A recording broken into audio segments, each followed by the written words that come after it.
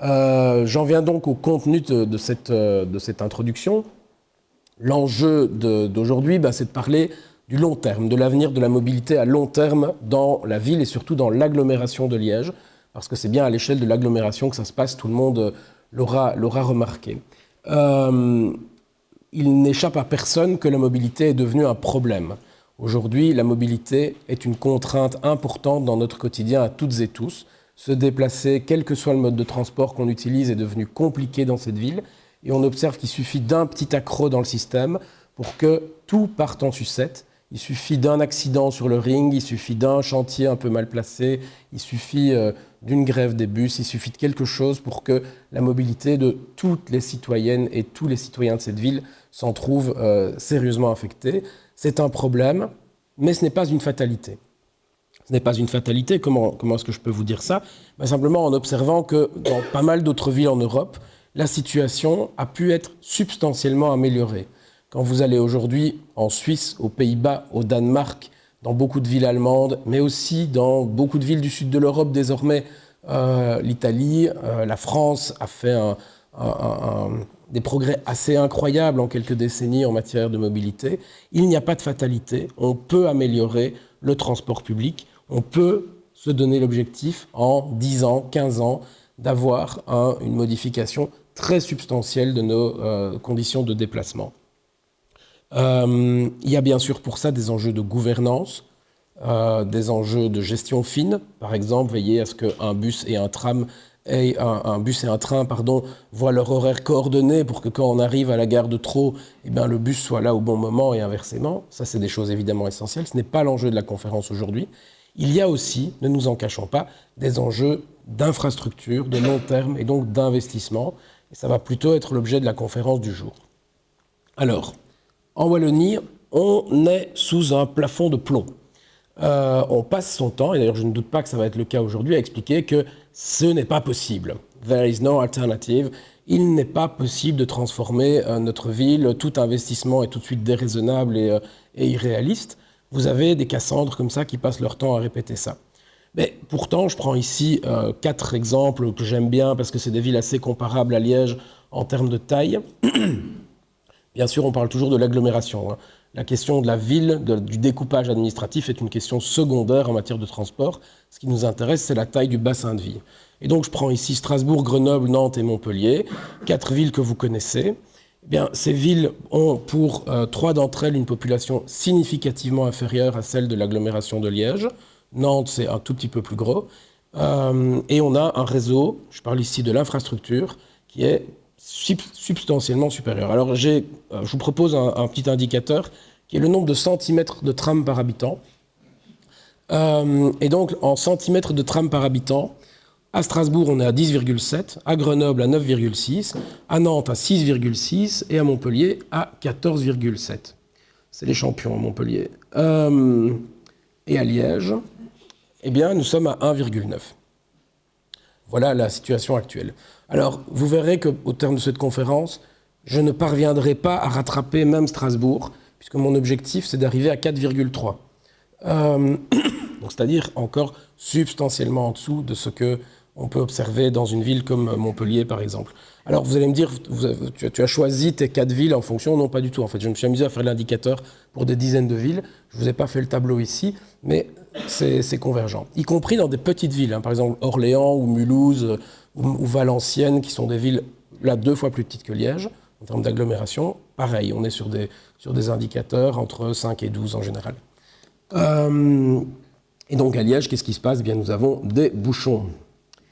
Alors, avant peut-être d'aller plus loin, je souligne que la comparaison ne peut évidemment s'abstraire des enjeux d'aménagement du territoire, puisque si à Liège nous sommes dans une situation si difficile, c'est d'abord et en grande partie parce que notre aménagement du territoire a été profondément déficient depuis pas loin d'un siècle, et au minimum depuis la guerre. C'est-à-dire que si nous avons autant de bouchons à Liège, c'est parce que nous avons un périurbain qui a proliféré. Et à Liège, on adore se comparer à Maastricht. Dans toute conversation, on va toujours avoir on va dire oui, mais à Maastricht. Mais la première différence avec Maastricht, c'est qu'autour de Maastricht, il n'y a pas des milliers et des milliers et des milliers de villas 4 façades, comme on dit, de lotissements périurbains, et que ça a pour conséquence, évidemment, que toutes ces personnes ont des alternatives pour se déplacer. Parce que je vais vous dire une chose, le grand périurbain distendu, ça n'est pas possible de le déplacer, de le desservir en transport en commun. Ceux qui vous racontent qu'on peut le faire, à mon avis, sont des imposteurs. Ce n'est pas possible, quand vous avez quelques logements à l'hectare, le long des grandes routes, etc., ce n'est pas possible de faire une offre de transport en commun à prix accessible, enfin à prix finançable dans des conditions pareilles. Alors, encore dans ce préambule sur la question de ce plafond de plomb qui nous étouffe un peu, quelques chiffres. Alors, c'est malheureusement un peu petit, mais voilà. Coût moyen d'une voiture pour un ménage, selon la FEBIAC, 700 € par mois, en moyenne. C'est moins pour certains, évidemment, qui utilisent des voitures d'occasion, etc. Dépenses privées dans les véhicules automobiles, environ 30 milliards d'euros par an en Belgique. Ménages wallons dépensent 13,1% de leur budget dans la mobilité, en très grande partie dans la voiture, Stade Bell. Il y a 406 658 véhicules immatriculés dans l'arrondissement de Liège, dont 302 000 voitures particulières. C'est-à-dire que si on applique les 700 €, ça ferait de l'ordre de 3,5 milliards d'euros juste pour les voitures particulières dans l'arrondissement de Liège, chaque année. Chaque année, les Liégeois, alors c'est sans doute un peu moins, parce qu'à Liège, il y a sans doute un peu plus un parc un peu moins récent, etc. Mais disons qu'en ordre de grandeur, les Liégeois dépensent de l'ordre de 3 milliards d'euros chaque année dans leurs voitures particulières. Et encore, ça n'inclut pas les dépenses publiques et toutes les externalités négatives en matière de santé, enfin, l'entretien des infrastructures, etc. Encore un chiffre, la région bruxelloise consacre plus de 800 € par habitant à son transport public. En Wallonie, on est à 255. Et tout cela pour vous permettre de relativiser un chiffre qui est le coût d'une ligne de tramway. Une ligne de tramway, amortissement plus exploitation, ça coûte de l'ordre de quelques dizaines de millions d'euros par an. Alors évidemment, on va rentrer dans les détails, est-ce que c'est un PPP, etc. Pour le moment, vous savez qu'on a choisi un partenariat public-privé, j'y reviendrai, qui donc consiste à déléguer à un privé non seulement la construction, le financement, mais aussi l'entretien du réseau, y compris des rames. Donc, ce PPP nous coûte quelques dizaines de millions d'euros par an, à quoi il faut ajouter le salaire des chauffeurs et l'énergie, puisque l'exploitation reste du ressort du tech. Voilà, pour vous donner des ordres de grandeur, parce que quand on parle de mobilité, on parle vite de beaucoup d'argent. Et donc, il ne faut pas se laisser non plus trop vite impressionner par les chiffres. Alors, enjeu de la journée d'aujourd'hui, de cette matinée, d'abord le long terme, je l'ai dit. 2, je travaille, moi, ma méthode de travail depuis longtemps, c'est le contre-projet. C'est-à-dire, c'est formuler des propositions spatialisées qui n'ont pas pour but de vous dire c'est ça qu'il faut faire et rien d'autre. Le contre-projet, ça a pour but d'ouvrir le débat. Ça a pour but de trianguler un débat qui, d'habitude, est pour-contre. Le débat public sur l'urbanisme ou la mobilité, en général, c'est un auteur de projet met quelque chose sur la table, et puis on a le choix d'être pour ou contre. Moi, je pense qu'on doit trouver des méthodes de travail qui nous permettent d'être un peu plus nuancés et d'imaginer des alternatives, de mettre en débat des alternatives. Par exemple, quand on vous propose une ligne de tram ou de transport public, ben ça doit pouvoir être intéressant de discuter des variantes de tracé. Ça doit faire partie du débat public. Et en Wallonie, ce n'est pas tellement le cas. En Wallonie, il y a relativement peu de concertation. Le TEC ne considère pas, par exemple, on a eu l'expérience dans les enquêtes publiques sur notamment le tram et puis ici l'étude d'incidence sur le busway, on voit que toute une série de variantes sont rejetées par principe, sans vraiment rentrer dans la discussion. Troisième aspect de méthode, c'est là plutôt une conviction que j'aimerais partager avec vous.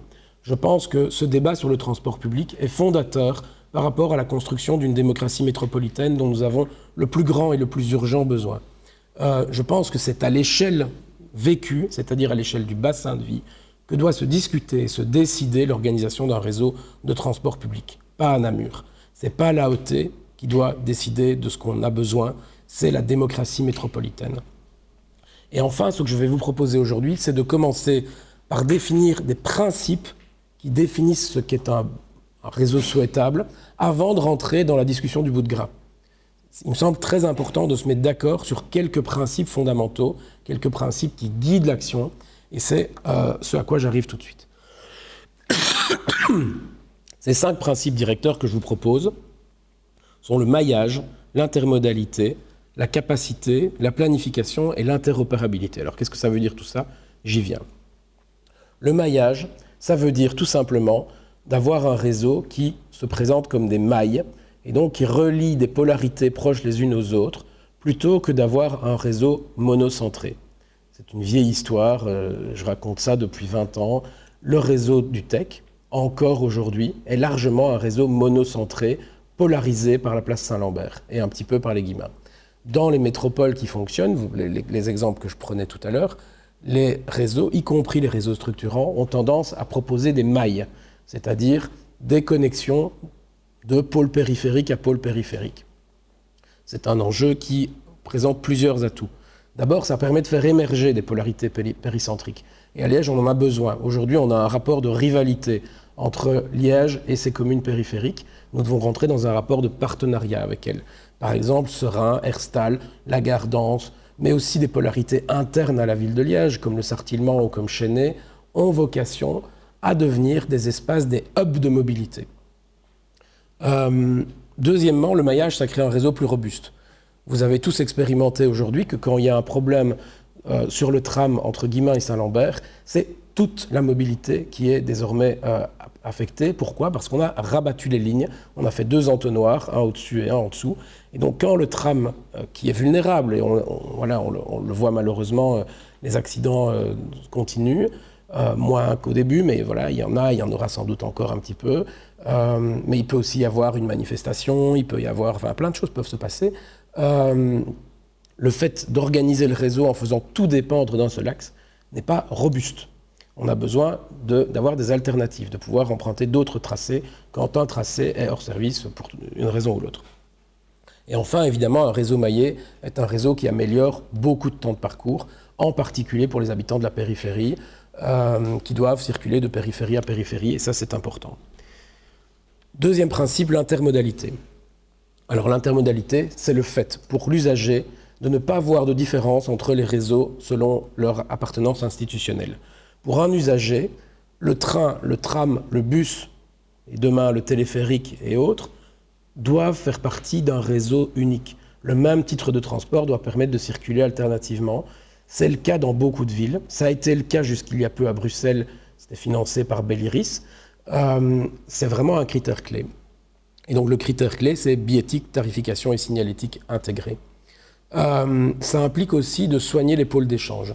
C'est-à-dire que quand on arrive dans un point où on doit changer de mode, et on sait que le changement de mode, il est très coûteux en termes de temps, mais aussi sur le plan psychologique. On a des études qui montrent ça. Il y a un chercheur à Bruxelles, Frédéric de Bruxkes, qui a travaillé sur cette question, qui montre que quand on essaye de modéliser l'attractivité des chaînes de déplacement, ben, il faut mettre une prime, un surcoût sur la rupture de charge. En gros, si vous avez le choix entre monter dans un bus qui vous amène tranquillou à votre destination ou prendre 3 modes de transport qui vous amènent à la même destination avec 5 ou 10 minutes de moins, la plupart d'entre vous, vous allez opter pour le bus qui vous amène tranquillou. Pourquoi? D'abord parce qu'il y a plus de fiabilité. Une fois que vous êtes dedans, vous arrivez à destination. Ensuite parce que les reports modaux peuvent être perçus comme insécurisants. Ça peut être un endroit où on ne se sent pas à l'aise, qui est mal éclairé, où on est mal fréquenté, enfin toute une série de raisons psychologiques réelles ou non peuvent conduire l'usager à se dire non merci, et l'usager et notamment l'usagère. Je pense que la question des femmes est une question importante dans la question des ruptures de charge. Et donc, soigner les pôles d'échange est une question vraiment clé. Ça veut dire quoi? Ça veut dire des aménagements bien pensés, bien éclairés, où on passe facilement d'un mode à l'autre. L'exemple type, c'est par exemple Freiburg, où vous avez le tram qui s'arrête au-dessus de la ligne de train. Vous avez un escalator et vous passez d'un quai à l'autre sans aucune difficulté. Le contre-exemple, c'est quoi? C'est Bressou. Vous avez le tram qui arrive à Bressou et puis vous devez monter sur le pont du Bouet, trottoir 1,20 m de large, puis descendre un escalier, traverser le parking, arriver, descendre dans le couloir sous voie, remonter, arriver sur le quai. Ça vous prend au bas mot 6-7 minutes. Et je ne parle même pas quand vous êtes à mobilité réduite, là vous avez déjà abandonné l'idée.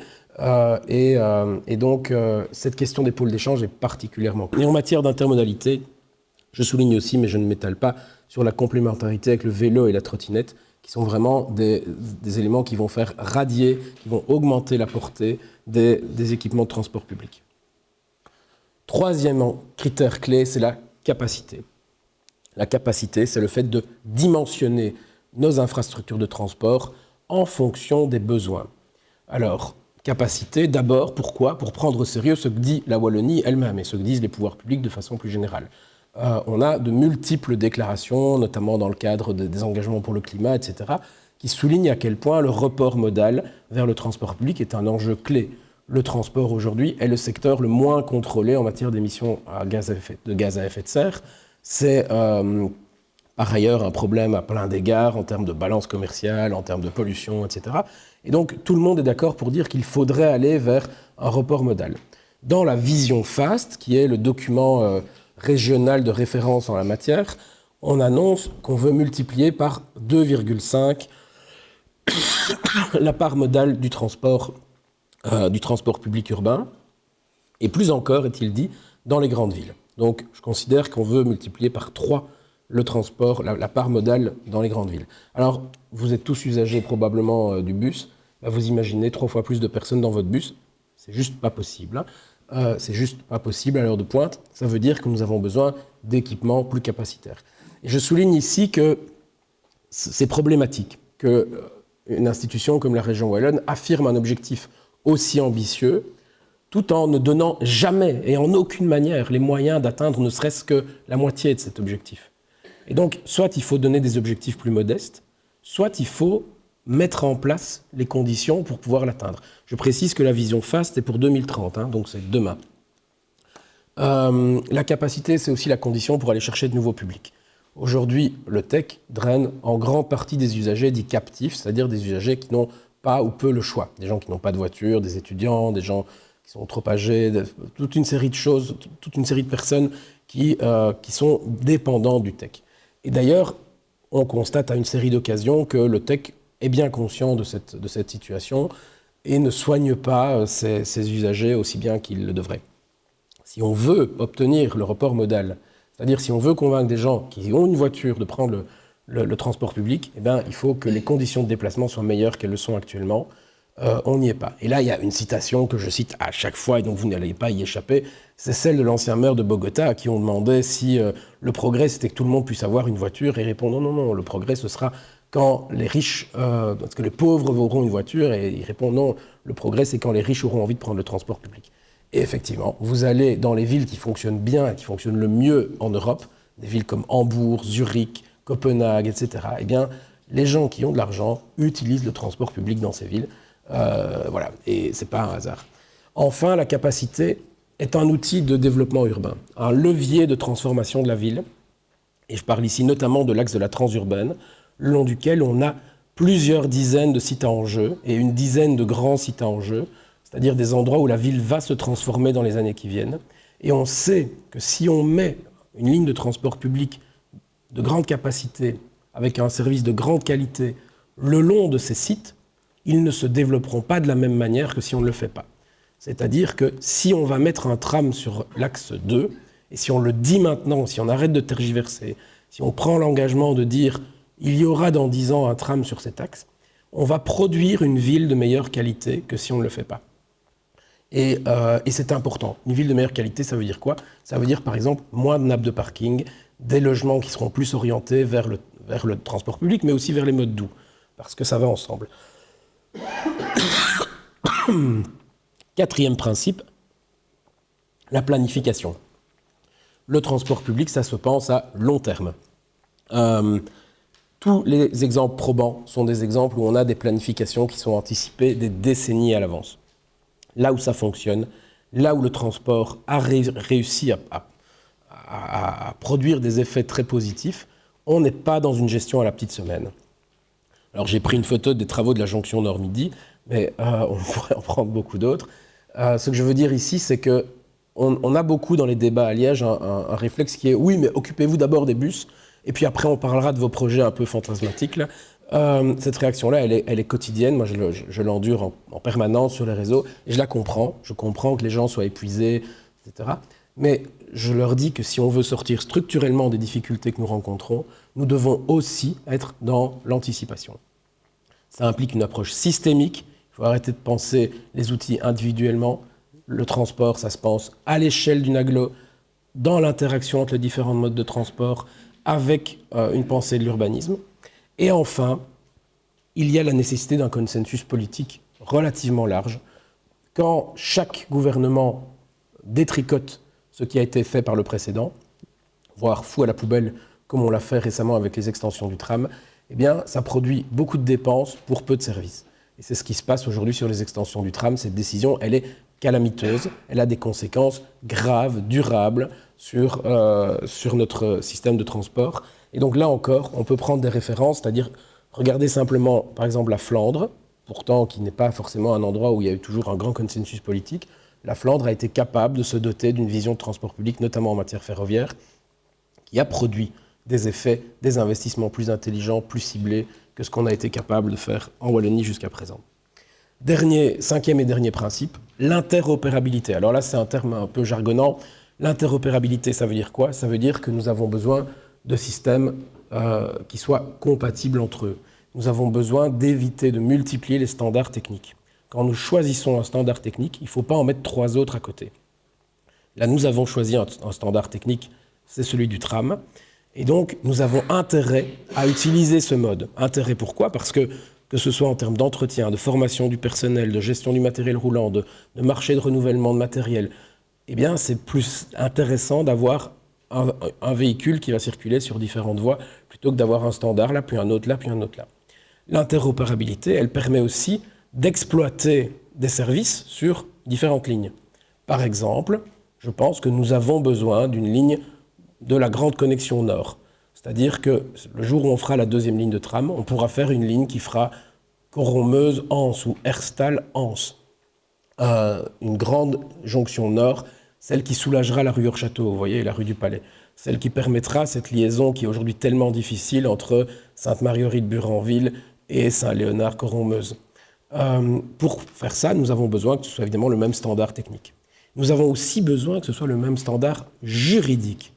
C'est-à-dire qu'il ne suffit pas d'avoir le même gabarit, le même écartement de rail, la même alimentation électrique, la même longueur d'arrêt, et enfin tous ces critères techniques qui définissent un réseau.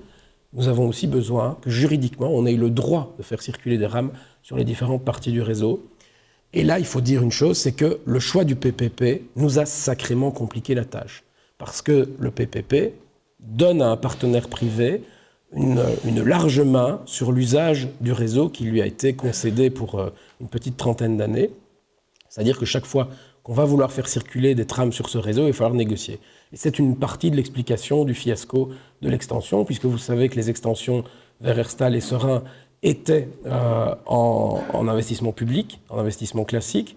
Et donc, il fallait trouver une manière pour que les rames qui circulent là puissent aussi circuler sur la partie centrale. Ça a donné l'occasion aux PPPistes de nous racketter véritablement en augmentant ces tarifs de façon déraisonnable. Je signale ici une information à toutes fins utiles, c'est que le réseau emblématique du PPP tram qui nous a été tant et tant cité, moi j'ai même eu l'occasion, j'étais invité à aller le visiter, c'est le réseau de Reims. Reims est un tramway PPP, et il a été nationalisé, enfin publicisé. Donc la métropole de Reims a exproprié le PPP pour retrouver une gestion complètement publique, tellement c'était intenable.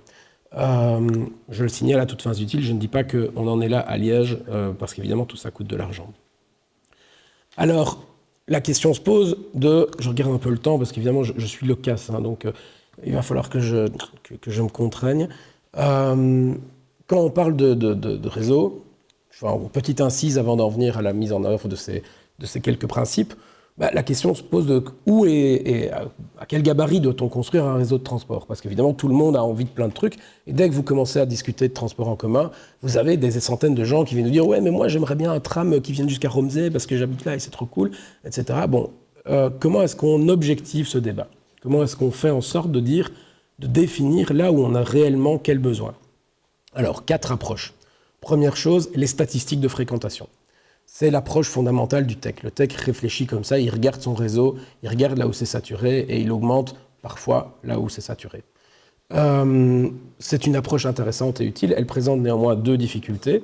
La première, c'est que les statistiques fines ne sont pas disponibles. Donc, moi, j'ai demandé je ne sais combien de fois à obtenir des statistiques fines de fréquentation qui nous permettraient d'avoir un avis bien plus éclairé sur l'organisation du réseau.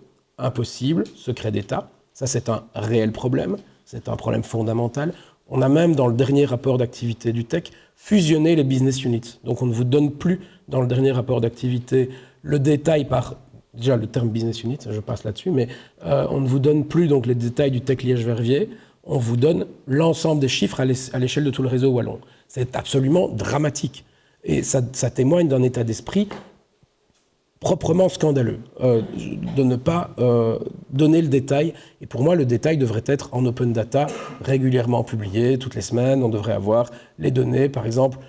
Allez, un autre exemple, vous avez le TEC qui communique sur les données du tram.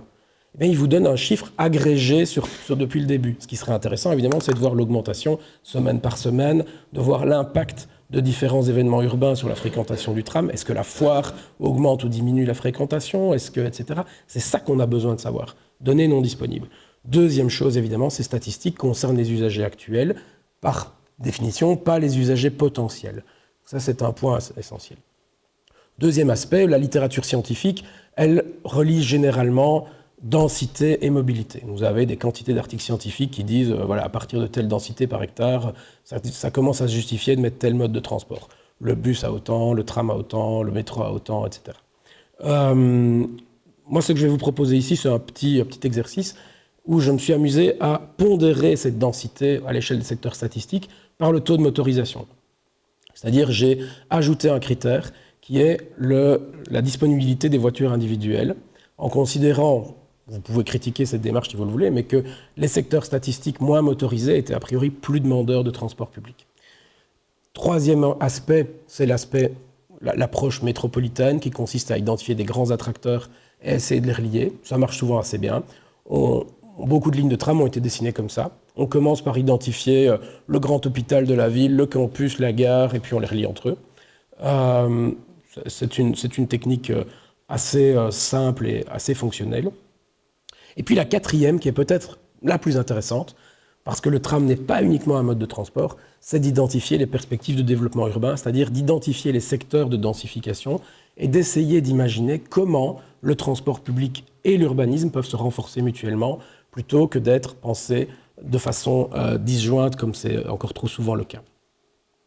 Alors, j'en viens donc à mon indicateur. Je commence par vous donner le taux de motorisation par commune, pour avoir une petite idée. Donc à Liège, on est à 0,4 voitures par habitant, et à Neupré, on est un peu plus de 0,6.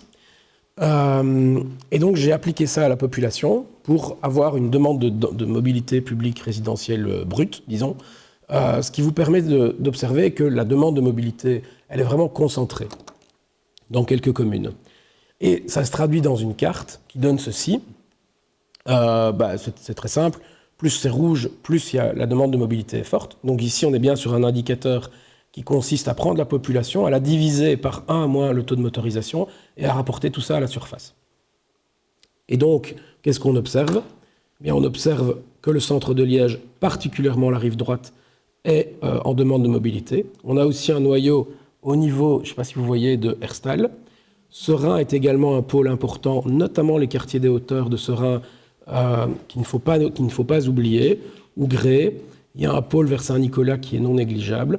Voilà. Mais dès qu'on sort, ça devient beaucoup plus faible. Alors, constat à nuancer, cependant. D'abord parce que ceci ne part que de la mobilité résidentielle. Donc on parle du point de départ, pas du point d'arrivée. Les gens, ils partent de chez eux, mais ils arrivent là où ils travaillent, là où ils étudient, là où ils vont faire d'autres activités. Donc c'est un premier élément. Et puis, on cherche aussi le report modal. C'est-à-dire qu'on cherche à convaincre les gens qui sont dans une voiture de l'abandonner. Et donc, ne pas se laisser... voilà, les cartes, ça peut nous manger. Hein. On fait des cartes, la puissance du graphique, c'est un truc assez incroyable. Donc, on fait une carte un peu plus zoomée dans laquelle on reprend ce même indicateur. Ça, c'est le fond en rouge et rose que vous voyez. Et puis, j'ajoute là-dessus plusieurs choses. J'ajoute les secteurs de transformation qui sont identifiés dans le projet de territoire de la ville de Liège. c'est-à-dire les espaces qui sont identifiés dans une démarche publique au terme d'un travail d'étude comme étant les endroits où la ville va se transformer. Alors, qu'est-ce qu'on voit? On voit Sclessin, on voit tout l'axe du boulevard de l'Automobile, on voit Bressou, alors Corommeuse, c'est déjà en grande partie fait, on voit le Cora ici, le site du Cora, et puis on voit ce que le PUM a appelé le Croissant d'Or, c'est-à-dire cet axe qui est entre les Guillemins et la Gardance, voire un peu plus loin, où on a toute une série de terrains en transformation. Alors, ce sont juste ici les terrains sur le territoire de la ville. La démarche n'a pas été menée en dehors, donc on pourrait très, très logiquement ajouter, par exemple, un site comme Bonne Fortune, qui est sur Grasse-Logne. On pourrait ajouter des terrains à Serein, notamment les terrains de la SOGEPA dans le cadre du Master Plan Vallée Ardente, enfin, etc. Donc, de nouveau, c'est une démarche faite avec les moyens du bord, etc. J'ajoute à ça les pôles d'enseignement supérieur, les grands espaces de commerce et les sites hospitaliers. Et puis, ce que je fais, c'est que je prends juste la ligne de tram en jaune et j'ajoute le tracé de la transurbaine tel qu'il a été dessiné dans l'étude de 2011. Je lui mets une rawette en plus vers Vaux-sous-Chèvremont, ça j'aurais dû la supprimer en termes pour avoir une référence unique, mais voilà, je m'en suis rendu compte trop tard après avoir fait la carte. Qu'est-ce que ça permet de voir? Ça permet de voir que cet axe de la transurbaine, il polarise une quantité considérable d'enjeux. C'est vraiment autour de cet axe que beaucoup de choses se passent, que ce soit en termes d'accès au transport, c'est-à-dire une grande partie des quartiers populaires sont situés le long de cet axe. On parle de Buranville, on parle de Sainte-Marguerite, on parle d'Outremeuse, on parle du Londeau, on parle des Vennes, on parle d'Angleur, on parle de Grivnier-Bas, on parle de Chênay. Mais c'est aussi là que la ville se transforme et va se transformer pendant la prochaine génération. Et donc si on veut réussir cette transformation d'une façon, je dirais simplement conforme aux objectifs que nous avons affirmés par ailleurs, nous avons besoin d'un levier. Alors, je ne pouvais pas m'empêcher, pour mémoire, de reprendre une publication d'Urbagora de 2011. Ça, c'est un petit morceau de bravoure de l'époque, où nous avions proposé un contre-projet, là encore, à la ligne de tram décidée par le gouvernement. Donc, ligne qui devait relier, comme vous le savez, Gemep à Basse-Campagne, c'est-à-dire au bout d'Herstal. Et on avait fait un petit exercice, on avait chiffré le nombre de logements dans un périmètre de 250 et 500 mètres autour des arrêts. Et puis on avait pris la même longueur de réseau, en postulant de façon peut-être un peu rapide, mais que le coût était constant au kilomètre.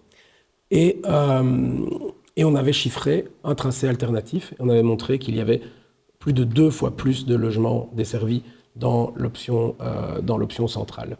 Je ne suis pas en train de refaire le match ici, mais simplement pour rappeler que cette question de la desserte de la densité, c'est un vieux débat.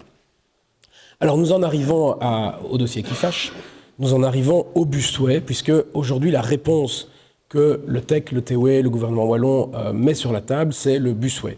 Busway, néologisme qui rassemble le bus et le tramway, pour vous dire qu'on va faire un service équivalent au tramway avec le bus. Ça, c'est l'idée, c'est l'idée du projet. Alors, ce projet, il comporte 4 lignes, tel qu'il a été présenté. Donc ça, c'est le plan qui a été soumis à étude d'incidence. Il a un peu évolué depuis, mais rien d'autre n'a été publié. Donc, on reste sur cette référence de l'étude d'incidence. Et donc, on a une ligne principale qui est la B1, qui relierait la Gardance à Chênay, via la rue Grétry et le bout du boulevard de l'Automobile, et puis le quai des Ardennes. On a la B2 qui est déjà en service, qui dessert le Sartillement, mais dont des travaux doivent encore avoir lieu dans la traversée d'Angleur. On a la B3, qui en fait est une combinatoire entre la B2 et la B1, puisqu'elle utilise la B2 sur le Sartillement, et puis vient se rabattre sur la B1 en traversant le Londeau notamment. Et puis on a la B4 qui va desservir Fléron, et dont d'ailleurs le permis est annoncé pour dans peu de temps.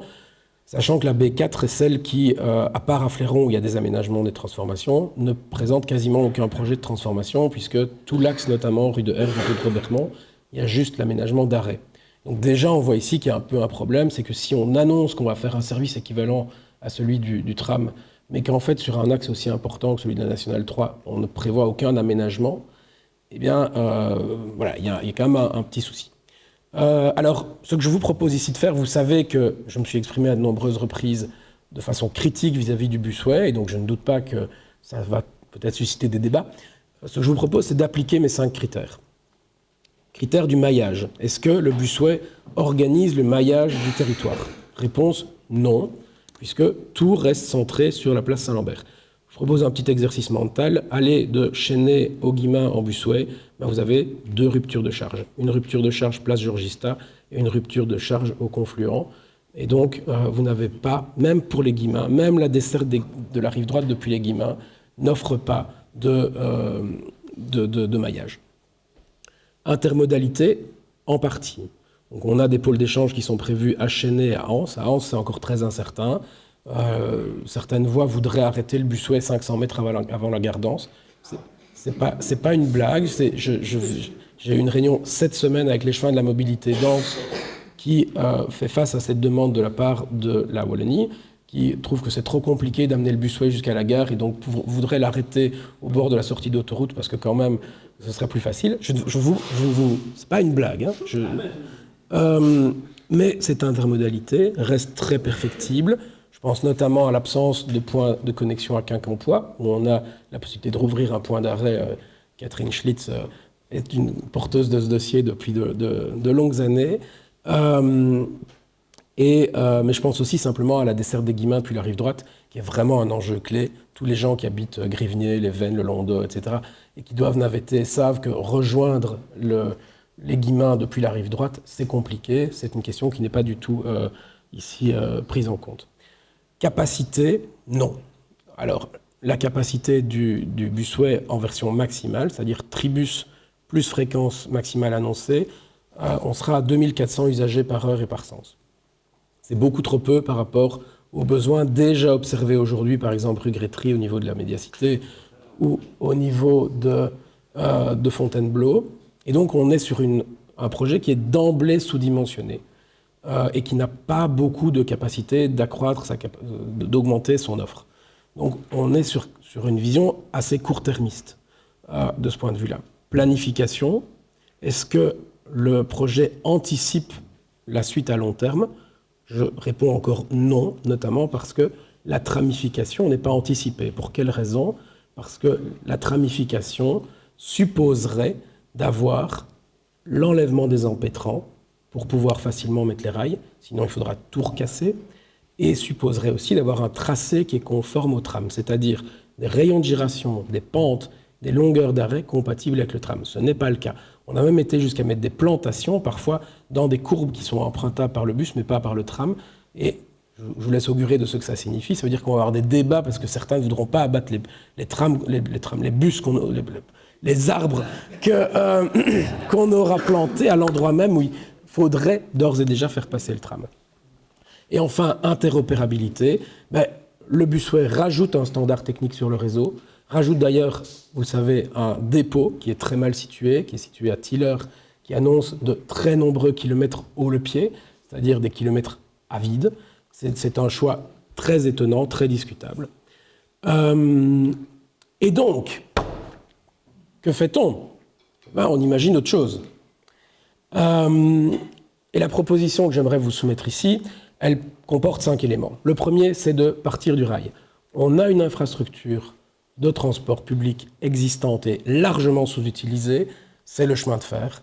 Nous devons d'abord la mettre au centre du jeu. C'est d'abord autour du rail qu'on peut construire. Le rail, il a un atout clé en matière urbaine, c'est qu'il va vite. Il n'y a rien qui va plus vite en ville qu'un train. Je ne m'étale pas ici. L'objectif, qui d'ailleurs commence à arriver notamment dans le dernier contrat de gestion de la SNCB, où les choses ont évolué très positivement, c'est d'aller vers 4 trains par heure sur les principaux axes. 4 trains par heure cadencés au quart d'heure, mais aussi de rouvrir des stations. Et je pense en particulier à la ligne 40, la ligne de la rive droite, qui pourrait constituer un véritable, entre guillemets, métro de la Basse-Meuse, entre Liège et Maastricht, de stimuler la liaison entre ces deux villes, d'avoir un train tous les quarts d'heure, avec un service efficace, avec un matériel roulant. Alors, c'est dingue, hein, ça paraît fou en fait de dire ça. Je vous vois tous soupirer, sourire comme ça, mais en fait, c'est relativement simple à faire. C'est quelque chose de relativement simple à faire. On arrive au deuxième aspect, c'est évidemment le tram. Alors, le tram, Son principal inconvénient, c'est qu'il coûte cher. Son principal atout, c'est qu'il permet de transporter beaucoup de gens. Le tram, ça permet de transporter 6 000, 7 000, voire même parfois plus usagers par heure par sens. C'est vraiment le levier capacitaire. Et c'est aussi un levier de renouveau urbain. Moi, ce que je propose de faire, c'est de se donner un objectif, de définir un réseau et de se dire on y va progressivement. Mais d'être d'accord dès à présent sur le fait que certains axes seront du tram, quoi qu'il arrive, et de prendre toutes les décisions publiques en fonction de ça. Le busway, pour moi, est un outil qui peut être pertinent, d'autant que là, on a acheté les rames, etc. Le dépôt est construit, donc on va utiliser ce qu'on a. Et donc, on va construire, on va faire du busway. Simplement, il faut un petit peu modifier les tracés proposés. Alors, la principale modification, j'y viens, c'est qu'à mon sens, la B1 doit être orientée vers les Guillemins et pas vers le centre-ville. J'arrive tout de suite à l'explication. La B2, on n'y touche globalement pas. Il y a des discussions à avoir fines sur la traversée d'Angleur, sur comment ça se passe sur le site propre, mais c'est trop détaillé pour la discussion ici. La B3 pourrait devenir en fait le bout de la transurbaine depuis Chênay, voire Vaux-sous-Chèvremont, en reliant les Guillemins, et donc offrir cette desserte des Guillemins depuis la rive droite qui nous manque, comme je l'ai souligné, et qui est vraiment une demande récurrente des usagers. Cette question des navetteurs qui doivent accéder à la gare pourrait être résolue par cette B3. Quant à la B4, à mon sens, elle peut rester telle qu'elle est. Il y a deux modifications principales à faire. La première, c'est de la continuer jusqu'à la Citadelle, de la faire monter jusqu'à la Citadelle plutôt que de l'arrêter place Saint-Lambert. Pourquoi ? D'abord parce que la Citadelle en a sacrément besoin. Cet hôpital a vraiment besoin d'une desserte. Et j'ai envie de dire, dans une logique publique, si on veut défendre le service public, défendre le service public hospitalier, quand on va amener un tram potentiellement au Mont-Léger, ça paraît quand même un peu minimal. Deuxième modification importante, c'est un crochet vers les bruyères, parce que je pense que les bruyères sont un point assez important en termes de mobilité. Idéalement, il faudrait que la B4 soit revue pour améliorer l'aménagement sur la rue de Herve et la rue de Robermont. Il faudra mettre ça à l'ordre du jour, et c'est un point sur lequel on doit demander des études. J'en viens sur le cœur du débat, c'est le busway sur le plateau en soi. Alors, vous n'ignorez pas qu'il y a eu une petite passe d'armes entre moi et le bourgmestre de Anse sur le sujet. Je pense qu'on a désormais trouvé un compromis et un consensus. Ce consensus aurait la forme suivante. Ça consisterait à travailler en 3 temps. Premier temps, nous avons besoin d'un service rapidement. Là où ce qu'on vous annonce, c'est des travaux qui vont débuter fin de la décennie pour être opérationnels en 30, 31, 32, on ne sait pas trop. Ce qu'on pourrait faire, c'est mettre dès l'année prochaine un service busway en service sur les voiries existantes entre la place Saint-Nicolas et Chênay. On a la possibilité de le faire sur les voiries existantes, sans modifier l'infrastructure. On fait passer du bus et on crée des sites propres à la peinture, petit à petit, sur les voiries existantes, notamment le quai des Ardennes, c'est relativement simple à faire, le boulevard de l'automobile, pareil, etc. Donc on ne modifie pas l'infrastructure, mais on crée le service rapidement. Pourquoi ? Parce que ce service est nécessaire, et aussi parce que notre centre-ville a besoin de souffler. Nous sortons d'une épreuve terrible pour le centre qui a été les travaux du tram. Beaucoup d'acteurs disent on ne relance pas des travaux lourds dans l'hypercentre tout de suite. On attend un peu, on laisse au centre-ville le temps de se refaire une santé. Deuxième temps, on lance en 2029 le chantier d'une ligne 2 courte entre la place Saint-Nicolas et les Guillemins via la place Georgista. On fait revivre un peu le bus 4, qui nous manque tous tellement. C'est-à-dire cette logique de desserte des quartiers de la rive droite qui se branche sur les Guillemins d'une part et sur l'hypercentre d'autre part, place Saint-Lambert. Et on la prolonge sur la percée de Buranville jusqu'à la place Saint-Nicolas. 8 km, investissement relativement maîtrisé, et le busway qui entre-temps a démarré, quant à lui, est orienté vers les Guillemins. C'est-à-dire qu'on aurait un busway qui ferait Anse, place Saint-Nicolas, où vous auriez la jonction, la connexion vers le centre-ville via le tram, et puis Guilmain. Pourquoi ? D'abord parce que ça crée de la robustesse. Je vous parlais de maillage. Eh bien, ici, on a l'exemple type d'un maillage. C'est-à-dire que cette ligne va faire en sorte que quand la ligne centrale va être en problème, on aura toujours un axe fort parallèle. En fait, on aura deux axes forts parallèles, puisqu'on aura aussi l'axe par la rive droite. La liaison entre le plateau en soi et les Guillemins est aussi un problème. La liaison entre la rive droite, c'est une chose. Le plateau en soi, pareil. On résout ce problème ici. Et ça permet un gain de temps significatif pour tous les usagers qui viennent du plateau en soi et qui vont par exemple au Sartillement ou à la gare des Guillemins, enfin, tous ceux qui vont vers le sud de la ville. Ça leur évite de faire le crochet par la place Saint-Lambert et ça va réduire la demande sur le tronçon central du tram qui est le plus saturé entre Guillemins et Saint-Lambert. Et alors, dans un troisième temps, après 2040, on réalise l'extension tram vers Chênay. En attendant, il y a donc cette B3 qui permet d'assurer la desserte. Voilà donc le calendrier. Alors, je pense que le temps devient...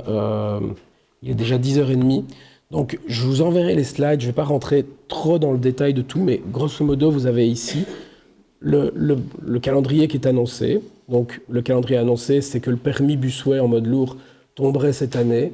Ça commence même à devenir optimiste puisqu'il n'est toujours pas déposé, donc on se demande un peu ce qu'il en est. On parle d'un chantier qui débuterait fin de la décennie et une mise en service, on le sait bien, vu les travaux qui sont envisagés, c'est des travaux quand même très significatifs qui n'interviendra pas avant le début de la décennie suivante. Et donc là, je vous fiche mon billet que deux effets. Bon, d'abord, les communales de 2030 en plein chantier seront focalisées par l'idée que le transport en commun, c'est dégueulasse et on n'en veut plus. Et donc vous aurez une levée de bouclier de tous les commerçants notamment qui diront c'est insupportable, il faut arrêter d'investir dans le transport public. Voilà ce qu'on est en train de faire avec le projet Busway. Et puis en 2034, ce sera l'inverse. En 2034, on sera tous dans une ville saturée avec un Busway qui ne répond pas aux besoins. Et tout le monde se dira « Ah mais vraiment, il aurait quand même fallu faire un tram ». Ça c'est grosso modo le scénario qui s'annonce. Le scénario alternatif, c'est de trouver un nouveau consensus cette année. Et on y travaille notamment avec Willy de Meyer, on y travaille avec Christy Montréal, à faire des propositions qui sont ce que je vous présente ici. Je précise, je ne parle pas ici au nom du PS, voilà, je parle ici en tant qu'expert indépendant, engagé en politique.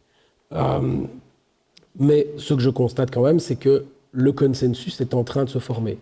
Aujourd'hui, il y a de plus en plus d'acteurs qui sont d'accord sur ce que je suis en train de proposer. Donc, on trouve un nouveau consensus cette année. On met en service l'année prochaine une B1 légère, sans travaux. Un service, pas un chantier. En 2028, on obtient le permis de la T2. Et en 2029, le nouveau gouvernement, dont la campagne aura été un des enjeux majeurs, décide, si nous sommes capables de nous mobiliser suffisamment, de lancer le chantier tel que défini ici, de lancer le chantier de la T2. Et ça nous amène aux alentours du milieu de la décennie 2030 à un schéma de transport qui suffit, qui fonctionne. Alors, je passe rapidement sur quelques autres propositions, je pense que j'ai déjà été relativement long.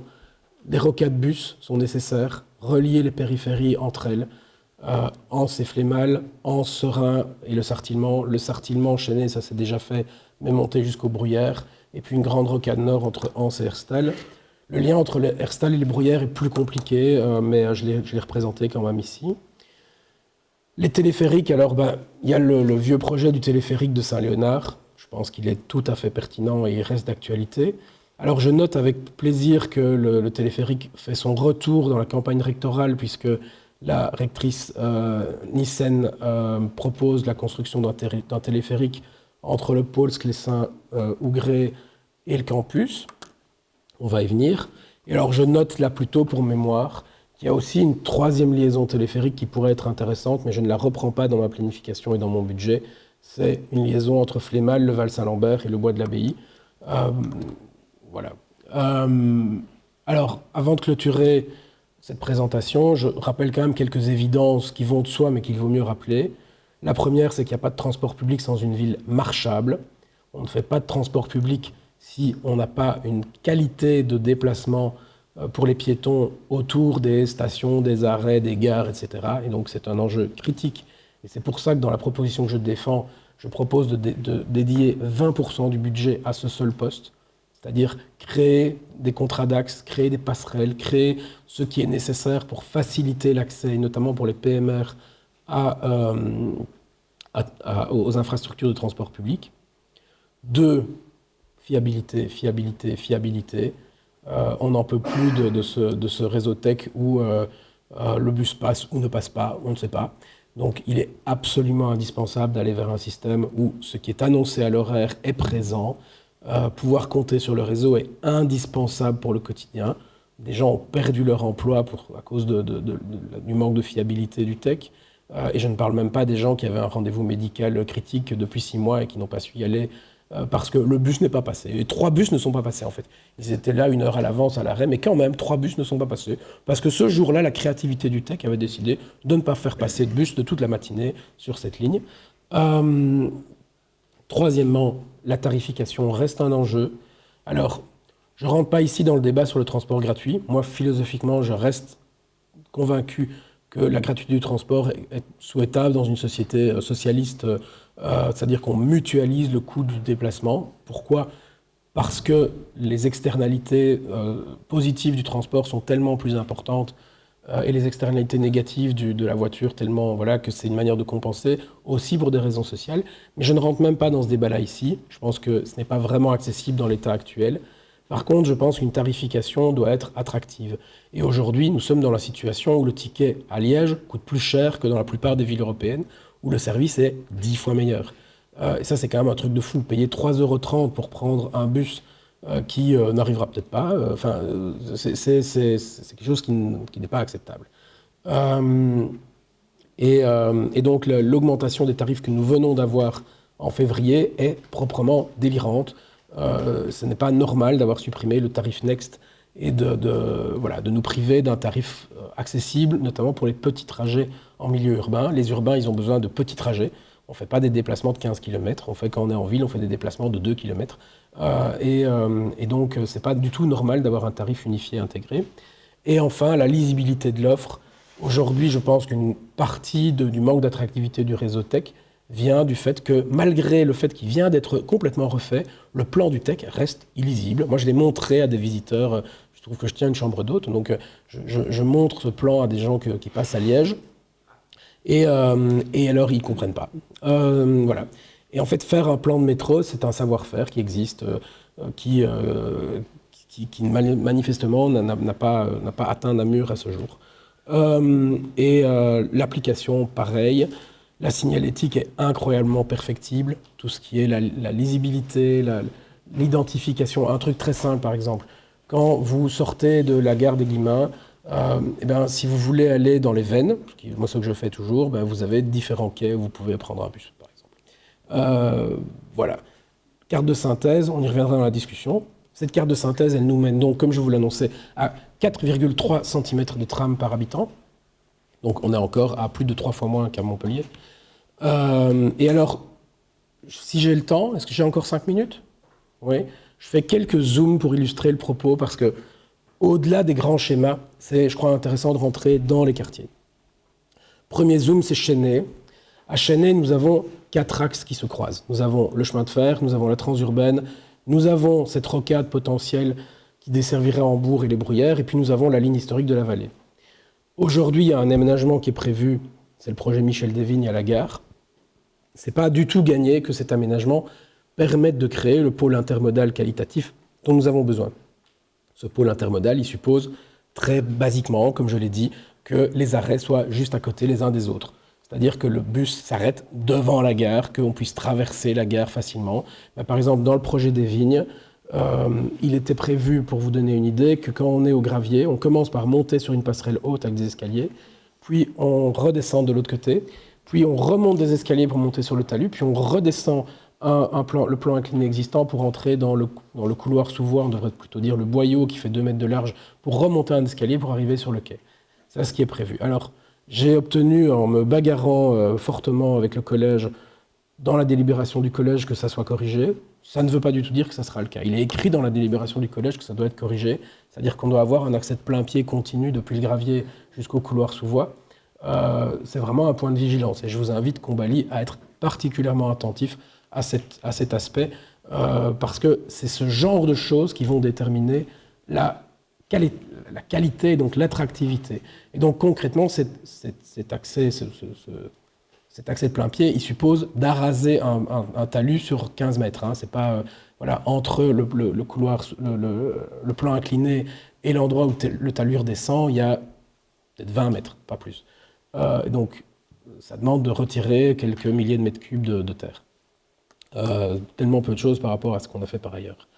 Je ne rentre pas plus que ça dans le détail. Deuxième zoom, c'est celui d'Angleur et Grivnier. Alors on est ici sur un pôle d'intensification du projet de territoire. J'aimerais que l'arrivée du transport public dans ce quartier soit l'occasion de resuturer Grivnier-Bas, le quartier des Vennes et Angleur. C'est-à-dire, alors ceci n'est pas un plan d'urbanisme, ceci est juste un petit schéma d'intention dans lequel je reprends d'une part le PCR d'Angleur de 2014, où cette intention était déjà présente. Et je souligne ici la qualité du travail que parfois peut faire le service de l'urbanisme de la ville de Liège, qui est auteur de ce projet, qui distille ça un peu discrètement. Il faut savoir s'emparer de ce genre de propositions. On voit l'idée d'une passerelle supplémentaire qui vient relier Belle-Île à la gare d'Angleur, l'idée d'un petit quartier autour de la gare, etc.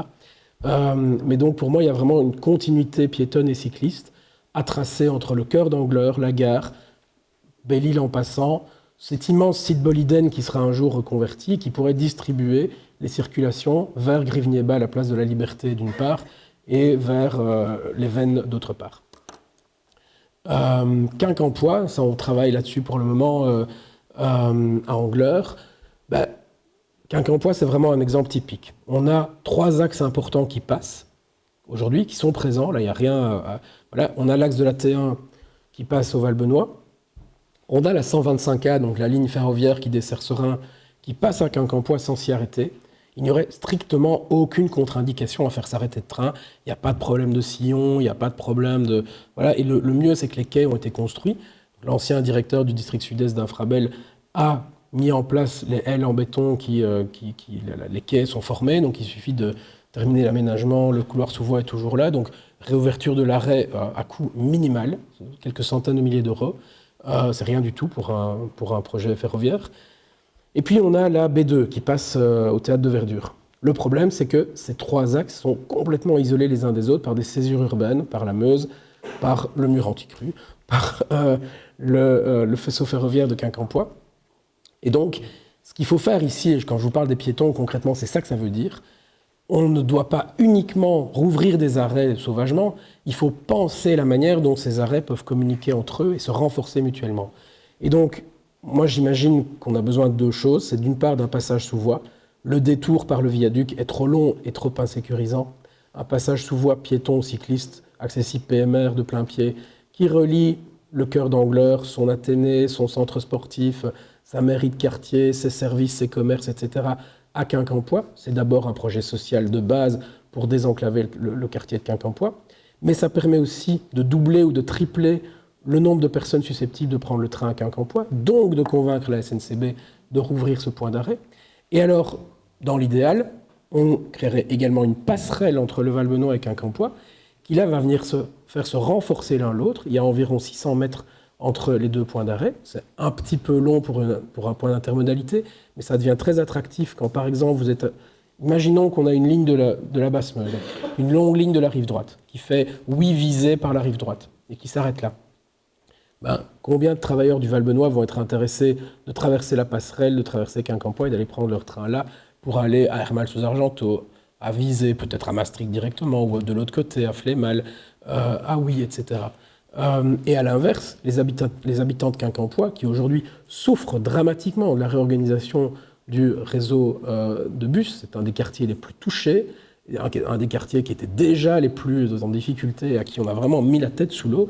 Vous imaginez le changement pour ces 2000 personnes qui habitent là, d'être à 400 mètres, le rivage en Pau est à 400 mètres de la station de tram. Vous imaginez ce que ça peut changer dans le quotidien pour ces personnes.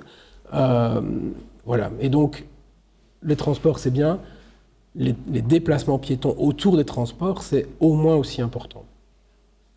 Et alors je termine avec un quatrième focus sur le Sartillement. De nouveau, Sartillement, vous avez 4 axes structurants. Vous avez l'axe ferroviaire de la vallée de l'Ourthe, vous avez le B2, vous avez la 125A qui dessert la rive droite, et puis vous avez le tram, puis encore le chemin de fer. Constat, ces 4 axes ne dialoguent pas entre eux. Ils sont indépendants. On est vraiment dans une architecture radiale. Tout converge vers un centre, et un grand nombre de déplacements vont passer par le centre. Alors bien sûr, il y a quelques lignes de bus qui viennent compléter ça, mais dont les fréquences et la qualité du service sont trop peu attractives. Est-ce qu'on peut faire évoluer ce schéma ? Alors, l'actualité nous donne 2 choses. D'une part, une rectrice qui nous dit « ça m'intéresse ». Intéressant, essayons de nous emparer de l'idée. Madame la rectrice, si vous nous écoutez dans la retransmission vidéo, discutons du sujet. Et donc, proposition d'un téléphérique. La question, c'est comment on organise tout ça. Et donc, ici, une petite proposition simple, qui serait une extension courte du tram, qui viendrait chercher la gare d'Ougrée et mettre le point de départ du téléphérique à la gare d'Ougrée. Et donc, on aurait à la gare d'Ougrée un pôle tram, train de cette grande ligne de la rive droite, et téléphérique reliant le Sartillement. Évidemment, le Sartillement, c'est intéressant aussi de s'intéresser en quoi le téléphérique va compléter la B2. Idéalement, il devrait offrir un service un peu différent. L'objectif de la B2, c'est d'aller desservir le centre. Est-ce que le téléphérique pourrait brancher le Sartillement sur des flux plus métropolitains ? Je pense que oui, avec la gare d'Ougrée.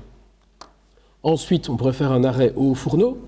Alors, l'avenir du Haut-Fourneau, c'est un grand sujet, je ne rentre pas dedans ici, mais je souligne quand même que le masterplan Vallée Ardente a pointé qu'il y avait là un potentiel d'extension du campus scientifique, du parc scientifique du Sartillement vers Serein, vers la vallée de la Meuse, ce que je trouve extrêmement intéressant. Alors, l'exemple que tout le monde a en tête, c'est Belleval à Luxembourg.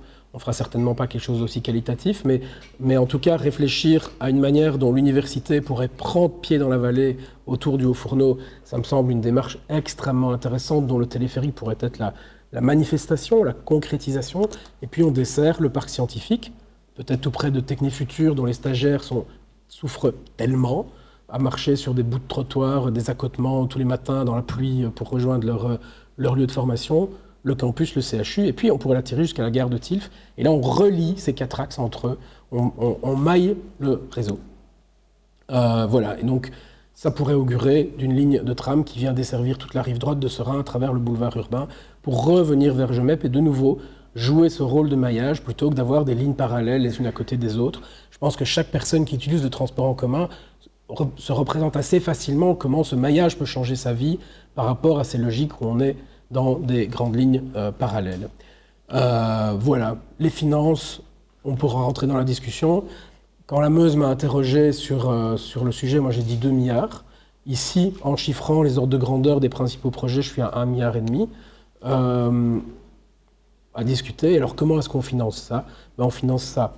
2 hypothèses principales. Un versement mobilité à la française.